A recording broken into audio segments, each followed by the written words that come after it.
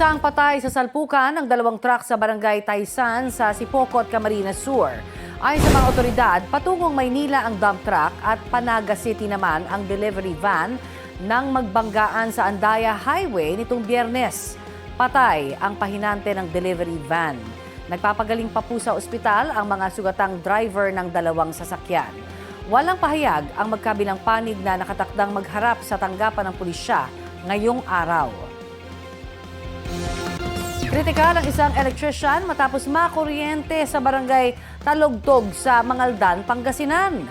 Ayon sa mga nakakita, aksidenteng nasagi ng 43 na lalaki ang live wire habang nag-aayos ng poste ng ilaw roon. Bumagsak ang biktima na nagtamo ng matinding sugat sa ulo at katawan. Handa naman daw ang barangay council na magbigay ng tulong sa pagpapagamot sa electrician.